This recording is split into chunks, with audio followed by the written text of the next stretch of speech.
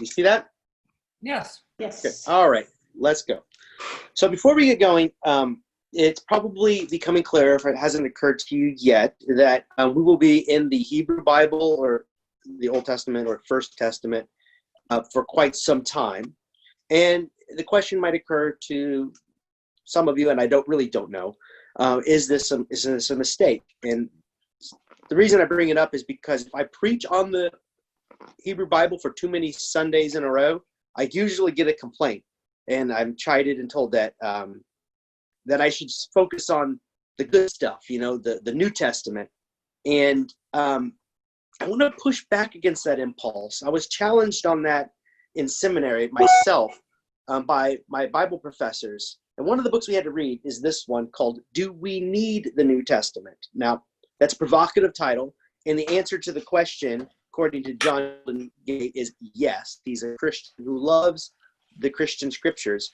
But he wants to make a point that what we find in the Christian scriptures is a continuation of the same themes that dominate the Christian scriptures. In fact, the dichotomy framed as Old versus New Testament is a false one, as if these are two books in competition with one another.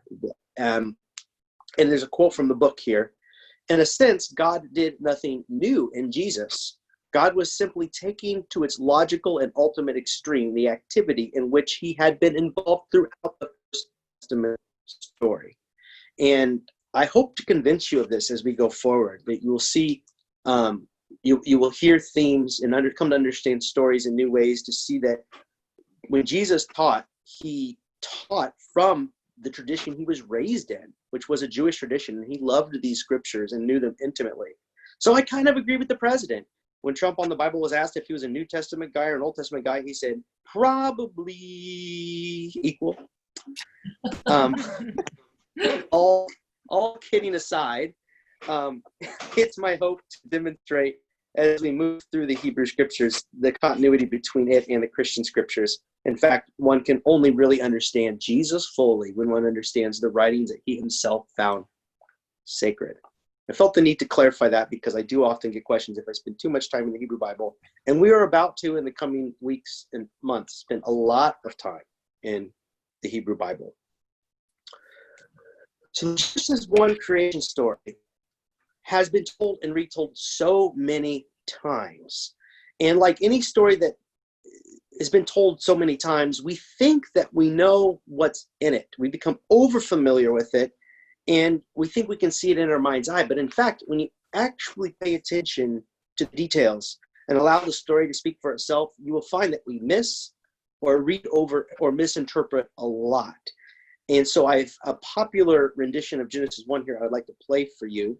Kind of makes this point. It thinks it's telling the story of Genesis 1, but there's a lot of stuff kind of thrown in that really don't belong to this creation account. But I'll go ahead and play it. And I'm sorry if this video comes through as choppy. It may come through as choppy on your end.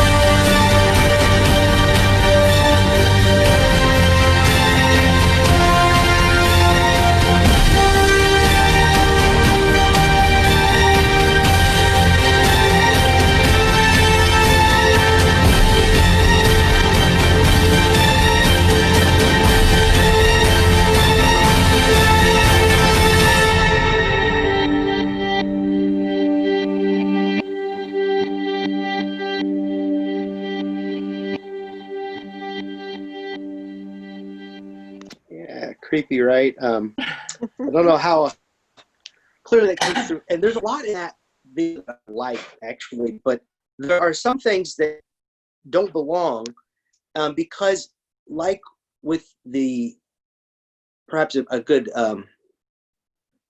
parallel example would be what we do with the Christmas stories, the nativity stories in Luke and Matthew, is we just kind of smash them together. And in this, you have several things that, if you pay careful attention to the story, don't really belong. For example, stars at the beginning, or a round Earth, a planet made on day 2 where the waters are separated from the land, or the snake, which doesn't come into today's story at all, much less the tree of knowledge of good and evil, which I think was that tree that they were facing towards the end.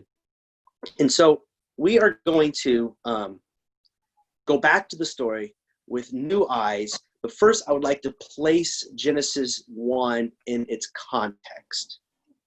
Because when it was written in a time when the people were oppressed and occupied towards the end of the Babylonian occupation and towards the beginning of the Persian, sometime in there. And this book, if you can believe it, this story, if you can believe it, is a work of rebellion and insurrection. It was a story that was meant to challenge the powers that be and to give a sense of worth and to restore a sense of autonomy to a people that did not have it. More on that as we'll go forward. This story is what's called the priestly account of creation. You may remember a few weeks ago we talked about the different sources, the Elohist, the Yahwehist, the priestly, and the Deuteronomic sources. This is the priestly source. This was first put to parchment around the end of the Babylonian occupation, as I said, perhaps at the tail end or at the very early years of the Persian occupation. But remember, before it was written down, it had been passed by way of oral tradition. It's a story that's been told and retold during centuries of exile and hardship. In the mid-1800s, archaeologists unearthed a series of ancient stone tablets that contained a long mythic narrative that included an account of creation. It's believed that these tablets are as old as 1800 BCE, and the account of creation was called the Enuma Elish. And this is thought by scholars to be the Babylonian Genesis. And it was found in the tomb of one of the Babylonian emperors. And one of the first things they noticed was there are striking similarities between the Enuma Elish and the Genesis 1 account. There are serious differences too, which we'll get into later, which is really the point of Genesis 1. But there were a lot of striking similarities. The story would already be very old by the time of the Babylonian occupation, perhaps 1,000 years old, the story told in the Enuma Elish. And some of the similarities are as follows. These are just the bullet points. In both stories, matter exists when creation begins. Similar to the Enuma Elish, Genesis 1 describes God ordering chaos, not creating something out of nothing. That would be a theological development well after Jesus, as we would begin to discuss about creation ex nihilo. That's not the story that's told in Genesis chapter 1. There is something there already. A darkness, a chaos, a formless void that precedes the creative acts. And that's in the Enuma Elish, and it's also in Genesis 1. In the Enuma Elish, the symbol of chaos is the goddess Tiamat, who personifies the sea, the god of the sea. The sea signifies chaos. These peoples were not sailing peoples. They were afraid of the sea. They saw the sea as uncontainable, too chaotic to really tempt. And it was seen that the waters were seen as a symbol of chaos. So Tiamat is the goddess who embodies these things. And then Genesis goes and refers to the deep or the void. And the Hebrew word tehom, which is linguistically related to Tiamat, is used to also describe the void, the chaos that precedes creation. And in both stories, light exists before the creation of the sun, of the moon, and the stars, because they did not believe that light primarily came from those sources, but was something that was separated from the darkness as a source of of life-giving energy. In both stories, there is a division of the waters above and below, with a barrier holding back the upper waters. We'll talk later about the dome or the firmament as it's described in the King James Bible, but then later a good translation is dome. They all have this idea that all of the waters are held up by a dome that's above us. They look into the clear blue sky, they see something that if you could climb there, you could knock on it. It'd be hard holding back the waters. And then the creation sequence also is similar, including the division of waters, dry land, luminaries, and then humanity and all that followed. And you could find the Enuma Elish, several websites where you can read it for yourself, modern translations, and draw the similarities. It's a much longer document than Genesis 1. After the discovery of the Enuma Elish, scholars speculated about to what extent the Genesis 1 creation story was derivative from the Babylonian creation account. And there are many similarities, but also, as I noted earlier, significant differences. When one compares the Enuma Elish in Genesis 1 to other creation stories told by other peoples in the area at the time, one is left with the impression that they are all cut from a similar cloth. Or as biblical scholar Pete Enns puts it, instead, these texts are two examples, these texts meaning Enuma Elish in Genesis 1, are two examples of the kinds of theological themes that pervaded numerous cultures over many centuries. The stories are not directly connected, but they share common ways of thinking about beginnings. They breathe the same air. Or, as I would summarize, they have a shared cosmology, a shared worldview about how the planet is set up and ordered, and roughly a similar similar story to how it all came to be. So much of what we read in Genesis and the Enuma Elish reflect cosmology that was shared by nearly all peoples in the ancient Middle East. The origin stories of a city or a people served to explain why the chief god of their city for the nation was the best. And for Babylon, and in the Enuma Elish, that god is Marduk. Babylon and Marduk. In the Enuma Elish, a cosmic battle between the gods is told. As a matter of fact, most of it is fighting, actually. I read it late last week.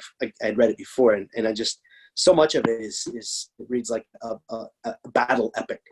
And after much turmoil, and these are all relatives. These gods they all originated from two gods that had a bunch of other baby gods, and then they're all fighting because one of the gods is upset at how much noise the younger ones are making, and wants to kill them.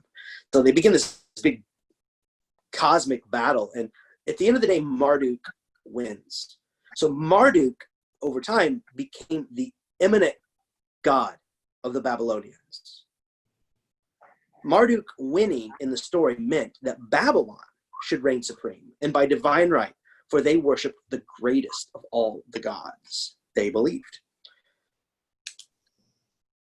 Historian Joshua J. Mark writes, from a regional agricultural deity, Marduk took on increasing significance for the city of Babylon, and later the Assyrian and the Neo-Assyrian Empire, becoming finally the most important and powerful god of the Babylonian and wider Mesopotamian pantheon, attaining a level of worship bordering on monotheism.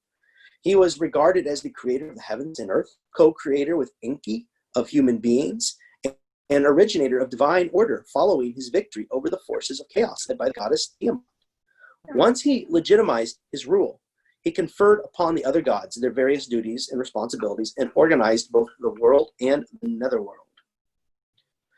And here's another quote, just a screenshot of it. Like empires in general, the Babylonian meta-narrative includes language of supremacy of culture, religion, and the military, and justification for conquest in a variety of its historical, mythical, and literary texts. Especially important are the royal titulars that speak of the divine formation, call, and commissioning of the king. The king possessed two roles claiming divine authority: the rule over specific peoples and the restoration of major temples and cities. Thus, one reads texts like the following, uttered by Nebuchadnezzar II, by the way, a fellow that's in the Bible, right? This puts it into the context of Israel Israel's occupation. And this guy who said this is the way he sees himself. So uttered by Nebuchadnezzar II, Marduk sublimely commanded me, he says, to lead the land aright, to shepherd the people, to provide for cult centers, and to renew temples. Similarly, same king proclaimed, Marduk entrusted me with the rule of the totality of peoples. Nabu placed in my hands a just scepter to lead all populated regions aright and make humanity thrive. Goes on to say, it is interesting to note that Babylonian power and knowledge in these texts and similar ones, while obviously propaganda, is for rule of less civilized peoples and not for exploitation.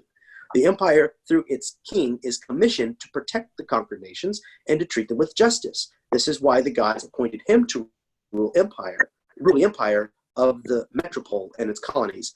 But as an aside, what we do know from the people who were conquered and then occupied by the Babylonian Empire was that they did not deal with them justly, but rather dealt with them rather harshly in many instances, which that certainly comes out through the Hebrew scriptures as they bristle under Babylonian rule.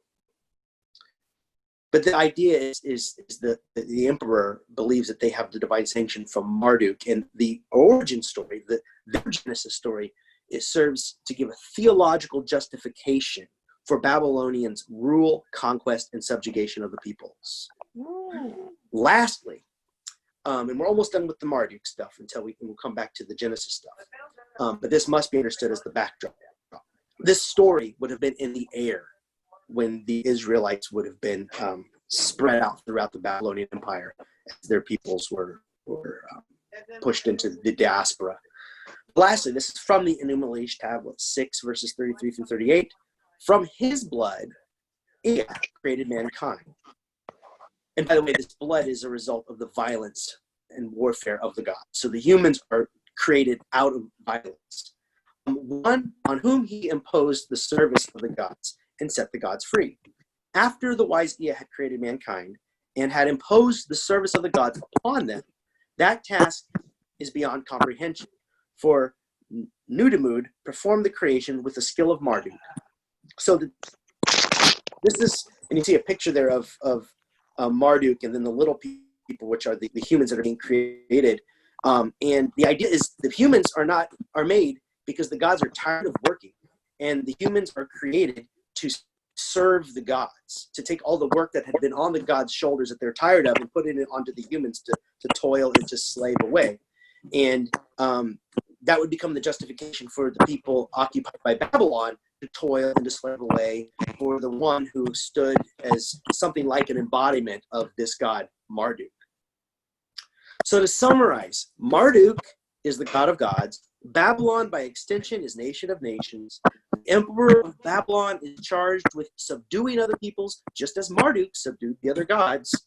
The strength of Babylon and the emperor comes from fealty to Marduk, and Marduk made humans to serve the gods. The place of conquered peoples is to serve the Babylonian Empire just as humans ought to serve Marduk. The Enuma Elish serves as a theological justification for the violence and subjugation of the Babylonian Empire foisted on its people and those that it conquered. So that's the backdrop. That's the story that the occupiers of Israel would have been telling the Israelites as the reason why Babylon reigned supreme and why they were given this divine sanction to conquer and to spread out their empire. Well, that is the backdrop. Here again, the creation account from Genesis 1 through 2, verse 4. In the beginning, when God, not a tribal deity, not a God with a name, but a God that is using the Hebrew word Elohim, which is nondescript, generic God. So moving away from tribal deity, Marduk against other gods, but God of everything. In the beginning, God created the heavens and the earth. The earth was a formless void. Tohu vavohu. We mentioned that word a bit earlier as it ties with the god of chaos, Tiamat. So a similar kind of chaos that creation is being called out of. But the context is not a cosmic war between other gods vying for legitimacy, for place of strength. Rather, this is a creation that begins in chaos, but not in violence. It's different. Swept over the face of the waters, again pointing towards the chaos that order is called out of. Day 1, then God said, let there be light. And there was light. And God saw that the light was good. And God separated the light from the darkness. God called the light day, and the darkness he called night. And there was evening, and there was morning the first day. So notice this is before there are stars, there's no moon, there's no sun. Light was a symbol for what was life-giving. And only in the light can real living happen, is the assumption. It's in the morning when you wake up, as the sun rises. And in that sense, every new day signifies a new chapter in the creation of newness out of chaos and disorder. And the first dividing line is between light and between darkness. As the first mark in the sand, the first barrier put up between two things to create the semblance of order amidst the confusion. Day 2, and God said, let there be a dome in the midst of the waters, and let it separate the waters from the waters. So God made the dome and separated the waters and waters that were under the dome from the waters that were above the dome. And it was so. God called the dome sky, and there was evening, and there was morning the second day. So this picture over to the right is a fairly spot on picture of what we should be thinking about when we're trying to visualize this. Because what's with all of this talk of waters below, waters above, waters in the middle? Well, it was thought that there were waters below. There were waters above this dome that was just created to separate a new space, a new degree of order out of the chaos. And in that middle space where the life is about to generate. Day 3. And God said, let the waters under the sky be gathered together into one place, and let the dry land appear. And it was so. God called the dry land earth, and the waters that were gathered there he called seas. And God saw that it was good. Now here you see, I got this picture from a website that promotes the flat earth theory. And I was kind of being funny when I did that. At the same time, I wanted to make the point that what they are visualizing when they describe flat earth is hearkening back to an ancient viewpoint of what the way the earth is ordered. As a matter of fact, on that website, or many others you could read, people arrive at flat earth from a lot of different reasons, a lot of kooky conspiracy theories and whatnot, and many not from a religious perspective, but there's a good portion of them who arrived at the flat earth theory through the Bible, through reading Genesis 1 and actually taking literally what is described there and saying, well, if that's what the Bible says and that's the way that it must be, I don't care what anyone else says. And so I guess, while I wish they weren't taking it quite so literally as it relates to what the sciences have discovered about the planet, they're actually giving a more faithful reading of Genesis 1 than many of us have for a good number of years. So just a sub point that I'd like to make. So we're still in day 3. Then God said, let the earth put forth vegetation, plants yielding seed, and fruit trees of every kind on the earth that bear fruit with the seed in it. And it was so. The earth brought forth vegetation, plants yielding seed of every kind, and trees of every kind bearing fruit with the seed in it. And God saw that it was good, and there was evening, and there was morning, the third day.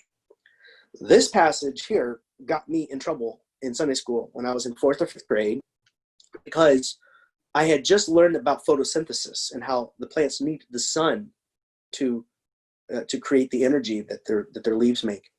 And I brought this up in class, and in so many words, I was made to know that question really wasn't a welcome question.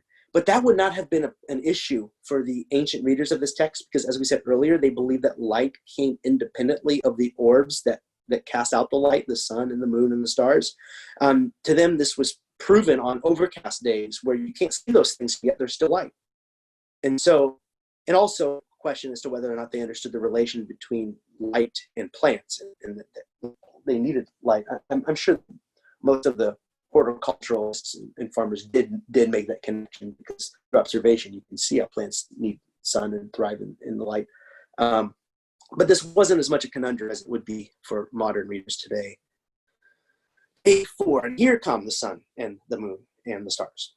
And God said, let there be lights in the dome of the sky to separate the day from the night, and let them be for signs and for seasons and for days and for years. So more order out of chaos. So first we had day and night, but now we're having seasons.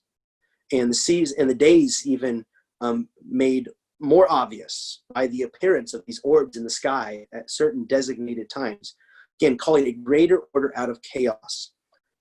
And let them be lights in the dome of the sky to give light upon the earth. And it was so. And God made the 2 great lights, the greater light to rule the day and the lesser light to rule the night, and the stars. God set them in the dome of the sky to give light upon the earth, to rule over the sky and over the night, and to separate the light from the darkness. And God saw that it was good. And there was evening and there was morning, the 4th day. Day 5. And God said, let the waters bring forth swarms of living creatures, and let birds fly above the earth across the dome of the sky.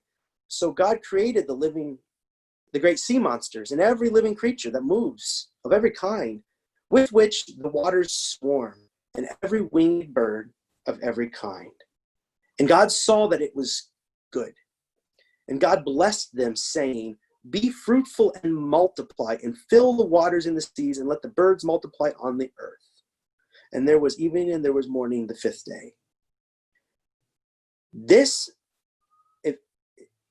is also an important difference in the Genesis creation account when compared to others that were in the area, like the Enuma Elish. Because in those other creation accounts, it's like every aspect of creation is meant to be in service and in subjugation to the gods, or to who the gods designate as higher up in the hierarchy. But here, all of these animals are made. Why? Well, because they're good. Just looks at them, good. They have worth and value for their own sake and on their own terms. And then they are told to be fruitful and multiply. They're given volition. They're given the invitation to be a part of the creative work that God is doing here. And so they exist in their own right, for their own purposes, for their own sense of autonomy, and for their own joys, their own concerns, their own endeavors. And that's just the animals. So all creation at every level, as it's called to a greater order out of chaos, not violently, but into greater degrees of harmony.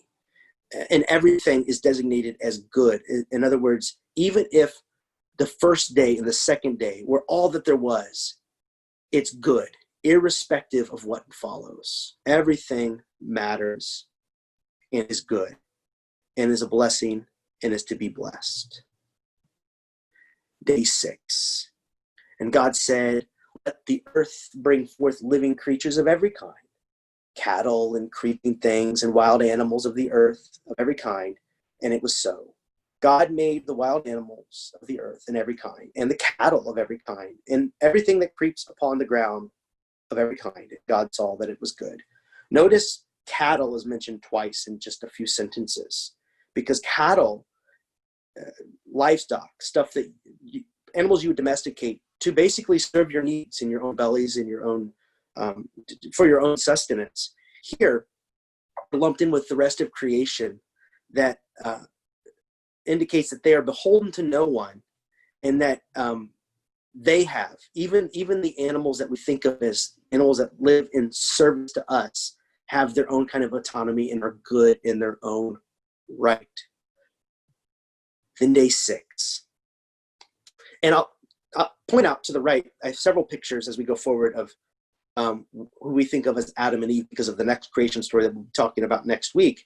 But I tried to find one that was true to Genesis 1, and I could not find it. I could not find one that did not have either like a snake or the tree of knowledge of good and evil, which I'm taking that one that they're facing to be right next to the buffalo. And so I only point that out to note how we often do conflate these two stories and mash them together. And we don't give the original tellers of the stories the respect to actually listen to what they are saying in their own voice. But day 6, verse 26, then God said, let us. This is the first time where God references other beings that already exist. Remember, this story, like the Enuma Elish and others, assumes a certain cosmological vision, and part of that were heavenly creatures.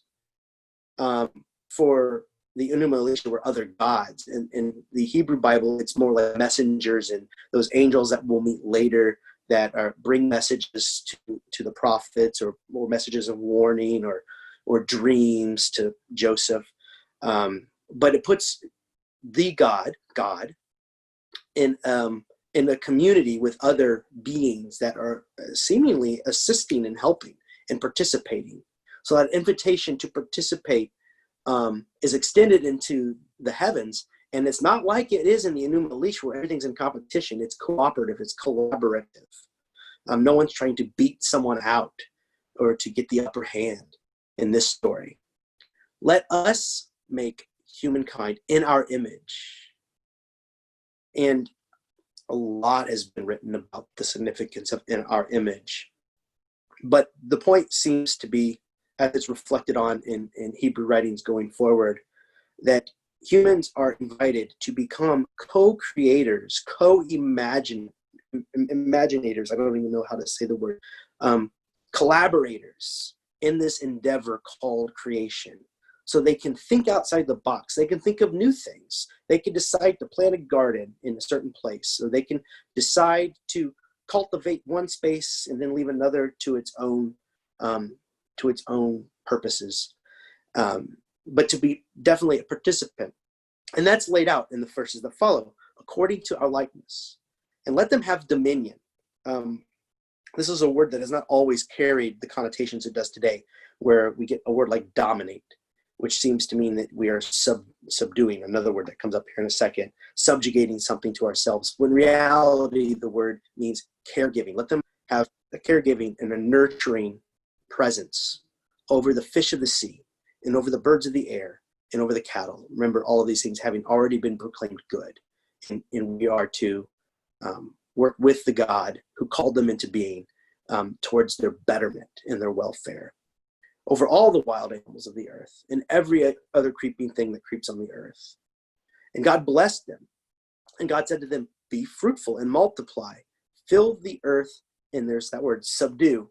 In this context, that Hebrew word really means something more like developing it. And have dominion, again, nurturing, a nurturing presence over the fish in the sea and over the birds of the air and every living thing that moves upon the earth. God said, see, I have given you every plant yielding seed that is upon the face of the earth, and every tree with seed in its fruit. You shall have them for food. And I highlight that to point out something that's often passed over. This is a vegetarian utopia. Now, table conversations today about whether or not you should be a vegetarian or you should be vegan or the ethics of meat. That's not the point. The point is, here is a world where nothing owes its sustenance to another living creature.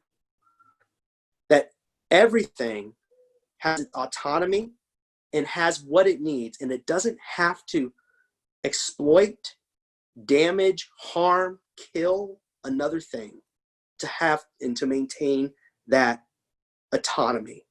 Remember, everything is good for its own sake. So, in contrast to the predatory ways of, say, the Babylonian Empire or any other empire or the predatory ways of humanity, broadly speaking, always in competition with one another. Here is a place where in the harmony and in the balance and as the chaos is called a greater and then greater and then greater order, and then as the humans cultivate the land and even bring a greater order and harmony to what was before chaotic. So in God's image, creating along with God, no one has to harm another to stay alive. Day 6, so God created humankind in his image. In the image of God, he created them, male and female, he created them. And in this picture here, I thought I had finally found one that doesn't harken back to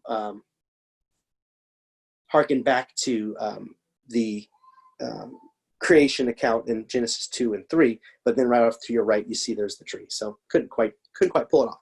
But anyway, they're made male and female at the same time. This is different than the from Adam's side story that we get in the next one. And we'll talk more about that next week. In this story, male and female both come out of God, created by God in the image of God, which would indicate that God is not gendered, but both maleness and femaleness, as we think of them, all come from God, and that we are, whatever your sex or gender, you reflect the image of this God. Then the 7th day, thus the heavens and the earth were finished in all their multitude. And on the 7th day, God finished the work that he had done, and he rested on the 7th day from all the work he had done.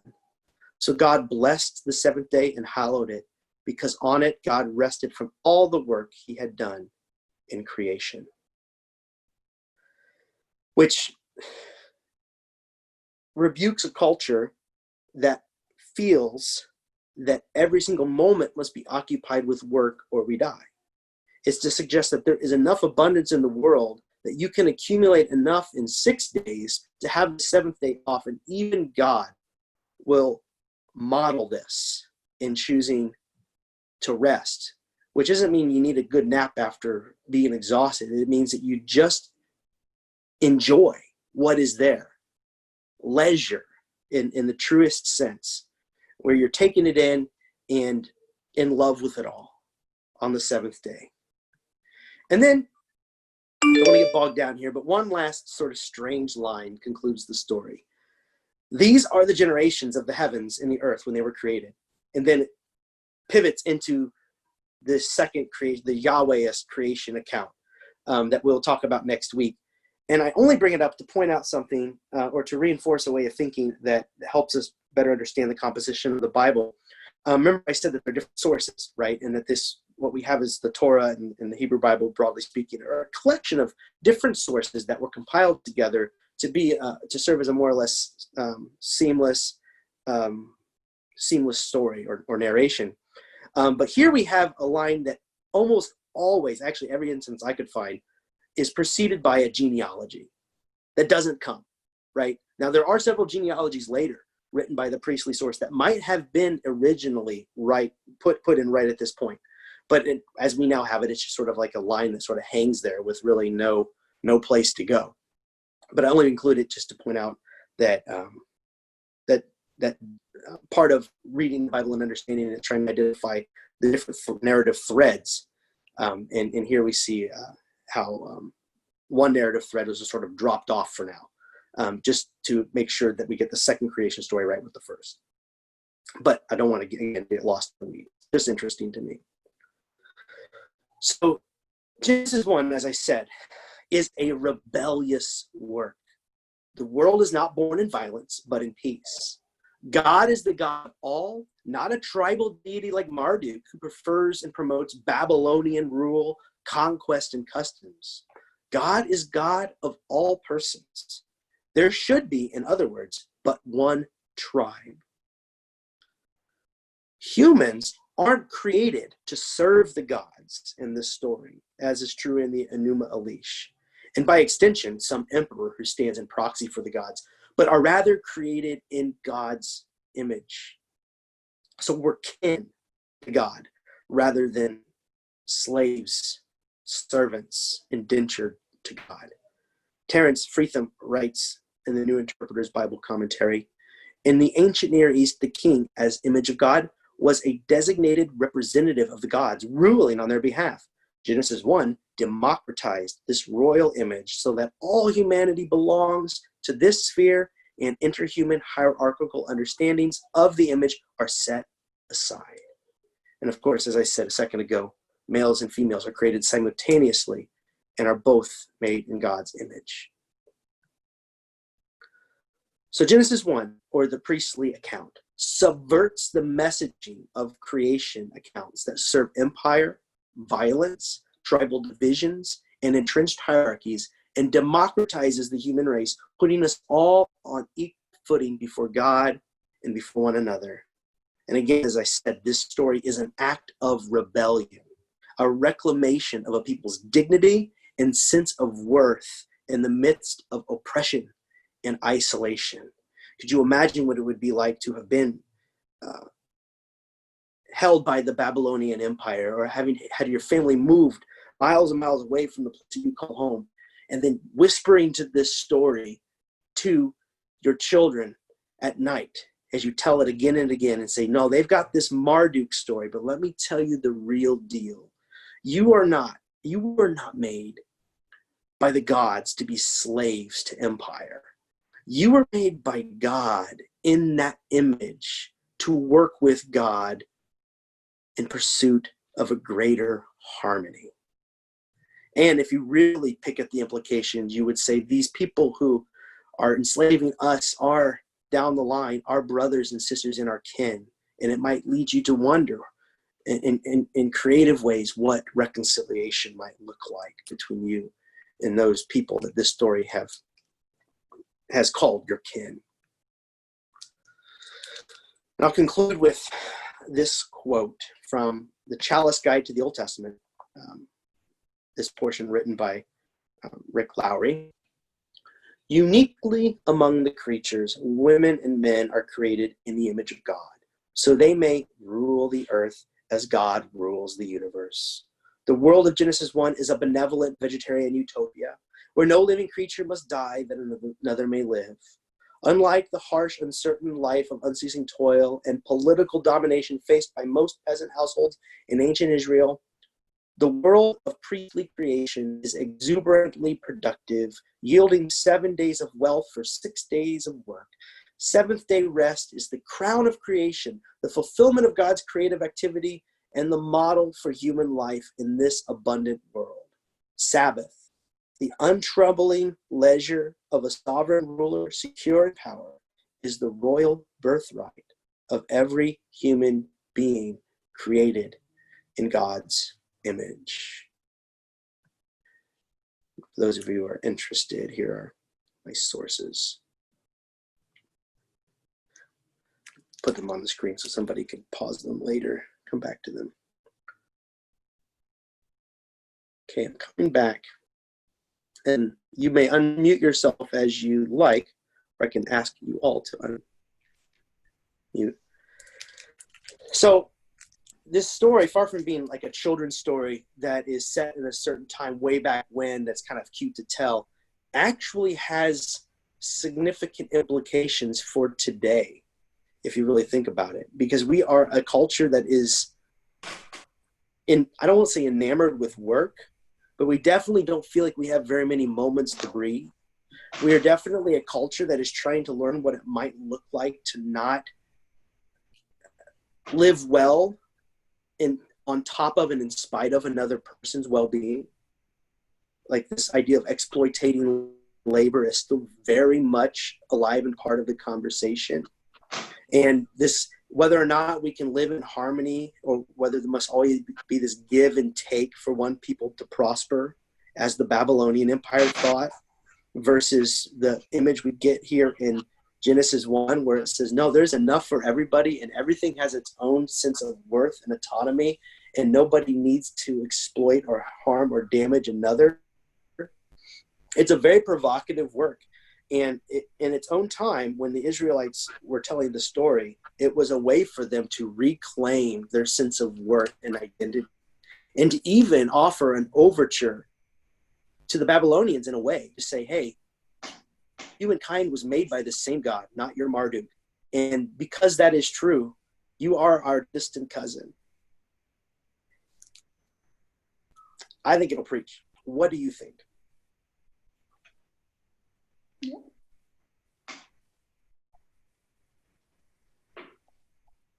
And don't all go at once, please. Well, because you had us read chapters 1 through 3, there was that marked difference, starting at that demarcation where you stopped. And the part you addressed today was markedly different than the rest of it. So I'm really glad that you're taking the time to explain all that. And I did catch for the very first time that this was a vegetarian world. It's like, wow, that's very, very interesting.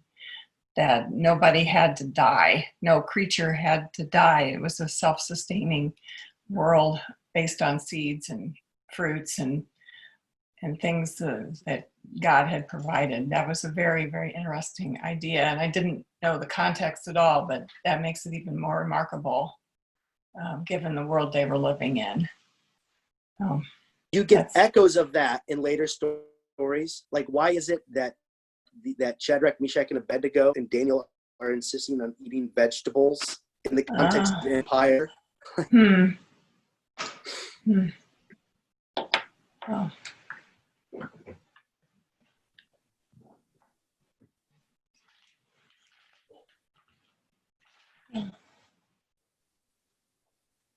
Well, next week's story has deep and profound truths about us as well. So I don't want to. I want to say from the onset, there is a marked difference in the two. The Yahweh story is older, actually, and I'll show you different themes from there that reflect that it is several hundred years at least older than the one that we just read,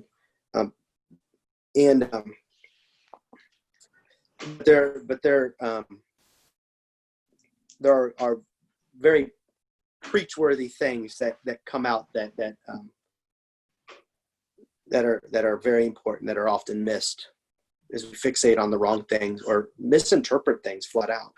Mm-hmm. You mentioned earlier that all the trees and all survived and there was no sun. Actually, I always believe that God has this energy. It's not the energy we think that the sun gives. That's why all the trees they all survived, and then God said, oh heck no, I'll just put in a sun so I won't have to emanate this energy, because now we are seeing all kinds of different kinds of light, and so it's pretty cool. And I've always thought that God's day is not our day. We believe our day to be 24 hours, but God's time is not our time. Mm-hmm. And it's fine with me. Just, Yeah. And speaking of that, I just wondered about the number 7, like where, like 6 and then 7, how far along were they in terms of astronomy and calendars and knowing about numbers? That's a really good question, and I don't know the answer to that. Where 7 came in. 40. What's that? 7 is a very holy number within the Hebrew numerology. It is, but yes. 40 and 12 are both more common. 40 and 12 than 7. But you're right, though, too. 7 also becomes Isn't the 7 a complete number, which is what symbolizes when he's completed and he rests? I've been told that. None of that came up in my research for today's, but I can look into it where that idea came from. I've heard that 3 is God and 4 is man, and then you put them together and you get 7 and it's complete. I've never heard that before. Heath. Yes. Hi. I have a question. So we're made in the image of God. What was this taken to be when this was written, to be made in the image of God? It was taken to mean that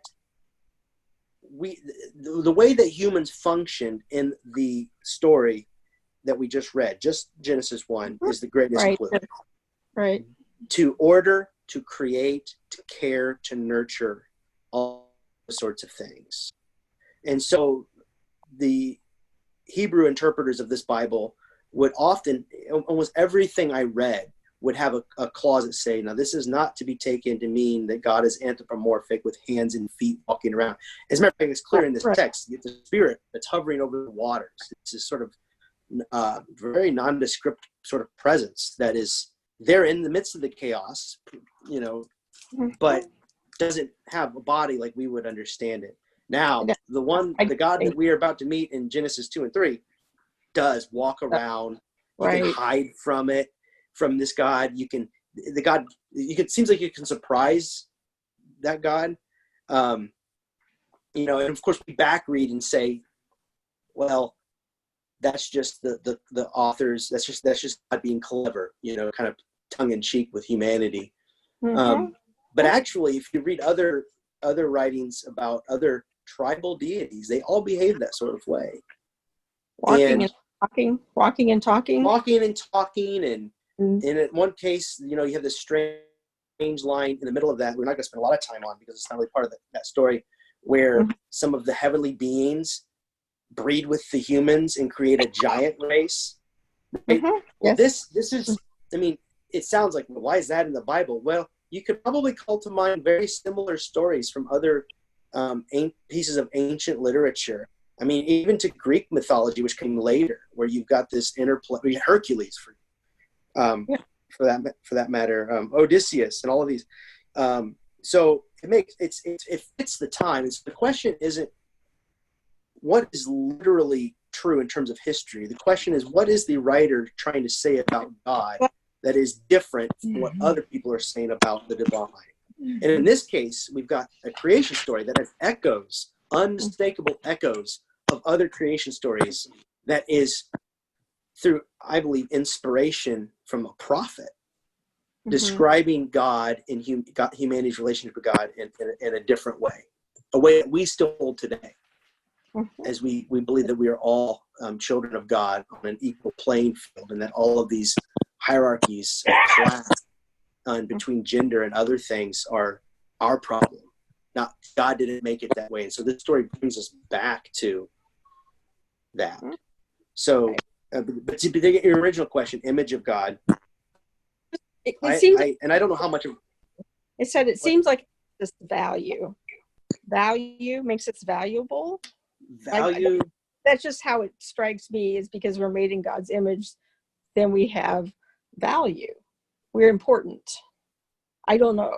That may not end, but that's the writer's point, because Marduk and the emperor of Babylon say, no, you're made from the blood after a long battle, and it's because the gods are tired of working the land and you're going to do it for us. And then the emperor says, you know, I was put here by Marduk and you're going to do that for me.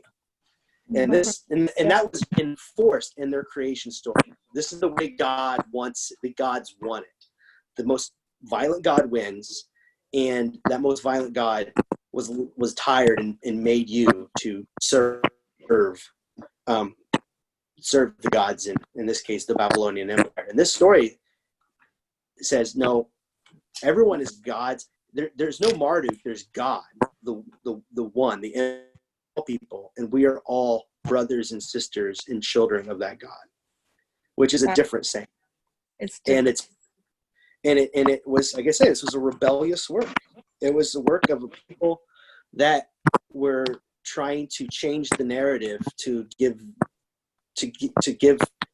reinstill a sense of worthiness, when their surrounding reality didn't reflect that.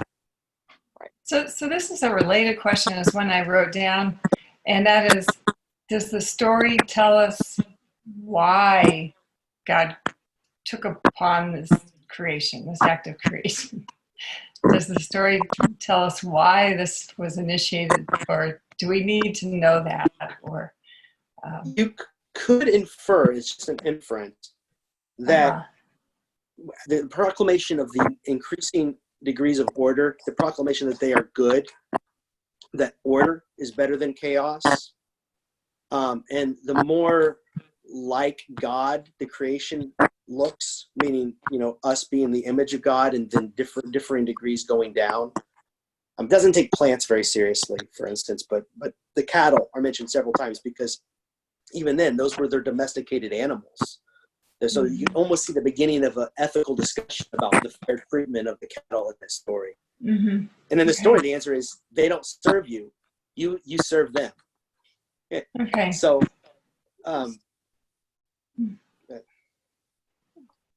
Interesting. Right. So it was to dispel chaos and bring order, maybe, and then to bring goodness, or in that place and time, the gods that are the bad guys in the myths are chaos. Okay. And that's a staple in mythology. Whether you're talking about Loki in Norse mythology, yeah, I mean they're and so the gods of the waters are often reflecting the chaos of like a storm at sea. This is less true in cultures that felt like they had mastered the sea. But for cultures that like the Hebrew peoples and the Babylonians and the Assyrians, these were all people that were hamstrung by the Greeks when they came because of their lack of naval game. They didn't have a very good an ability to fight on that front. So chaos seems to be what they're afraid of. Chaos seems to be what you're trying to avoid.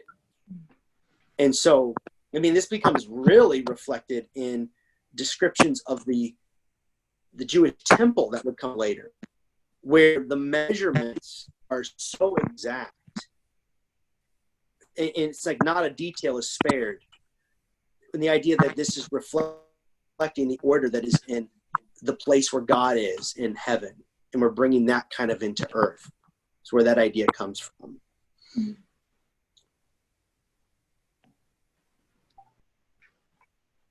Cool. I think it's interesting that God created us in his image. I mean, he must have wanted an equal, somebody to share his love with. And that's why he created man. So God is collaborative and communal is the idea. And that's one of the reasons why I'm Trinitarian. I know that there's like councils and creeds that proclaimed it must be so. And I think that actually from the scriptures themselves, you can find some echoes, but it's not very clear. But the reason I am Trinitarian is really more because of the theological point that it makes, which is that God is by nature a community of persons that love in this dance of reciprocity. And that as we are asked to participate in the divine life, we are to find echoes of that kind of dance in our relationships, in our communities, in our loves, in our friendships. And as we find greater harmony, authentic and genuine harmony in communities that is different than the violence and the divisions that we see today, that we better reflect the unity and the love that's in God. And that's why I'm Trinitarian, not because I was like convinced of it by the councils, but because I just love the beautiful the claim that it makes about God's nature. I think it's a true. I hope it's a true claim about God's nature, because if we become more godlike and reflect that, then that's a good model to go by. But yeah, I think you're right. Have you heard the story of the Hawaiian legend on how God created man? Mm-mm. I heard this years ago. So God was ready to create man, and he took the earth and he formed his body and he stuck it in the oven. He was all excited, ready, just could not wait. He decided, okay, I'm going to take man out now. But he wasn't quite the right color. He was too light. Wasn't done enough. Didn't have the right color. So he formed another man. He stuck him in the oven. He said, okay, I'm going to cook him longer. He's going to cook for at least another half hour.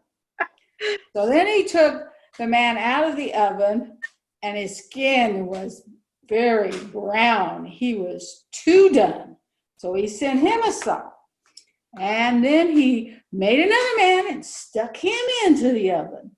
And he went right down the middle on the time, and he pulled him out, and he was the perfect Hawaiian color.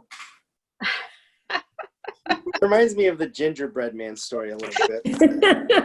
I mean, it's amazing, these legends and things that people can come up with. And we should be wary of the ones that try to legitimate us over and above. So like in that story, my problem would be like the perfect color, really. But then also, I was just listening to a podcast over the history of the concept of race. And it turns out it's now racism is a real thing because it's a construct we made. But in terms of biology, there is nobody alive today. Geneticists have demonstrated there's nobody alive today that you are not at least a 50th cousin removed from.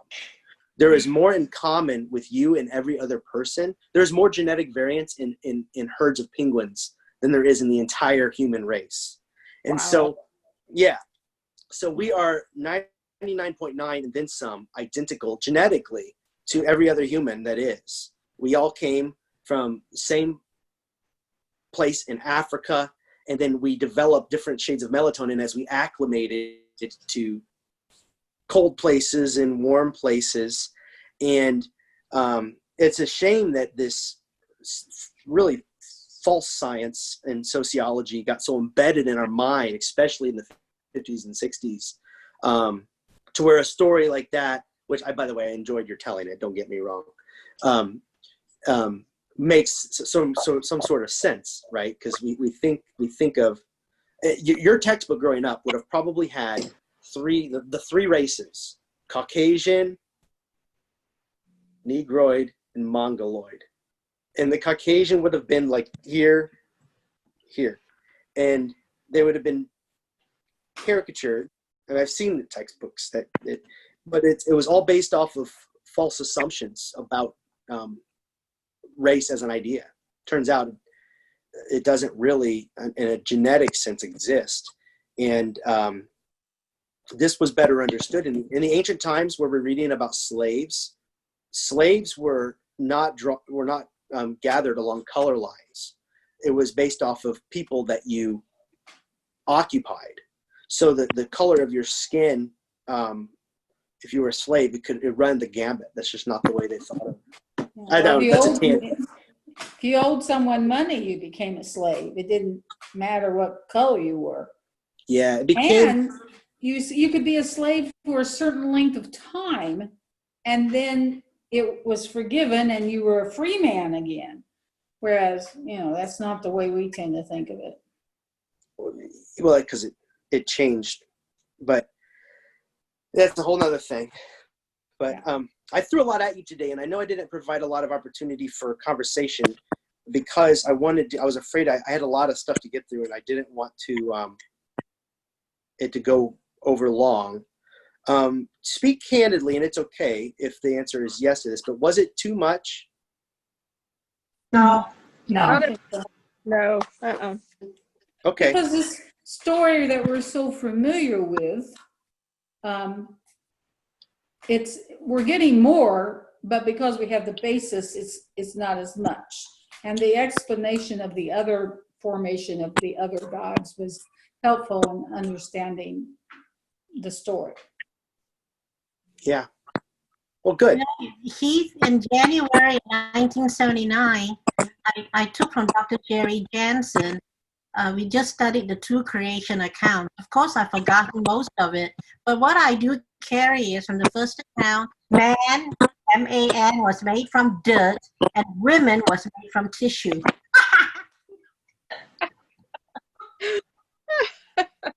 I like that. Well, if there are no other questions, of course, I'll welcome them if there are. Well, I have a question. Do we have access to your slides? I could send them to everyone through email along with the link. I mean, you don't have to give too much away. Are they like week by week on the slides, or you have like a perpetual slide set, or just What I have, no, every week by week is a Oh, different okay. slideshow. Oh, that'd be great. Yeah, and so what I do is I take lots of notes, and I have like outline of next week done right now. But Oh. through the course between now and then, I will put the slides together really to aid the presentation. I could read from my notes, but I don't need next week's, but the last 3 would be terrific. Okay. Yeah. okay. And they've got the sources on the last slide. Yeah. That'd be great. All right. Well, Well, thank good. you all for joining. Thank It was you. wonderful to see you. Thank I'm you gonna for go all ahead your hard work. Yeah. Well, you're Much welcome. appreciated. Very good. Very good. I enjoy it. Well, I'll see you all soon, I hope. Yep. Okay. Bye-bye. Hey. Bye. Bye.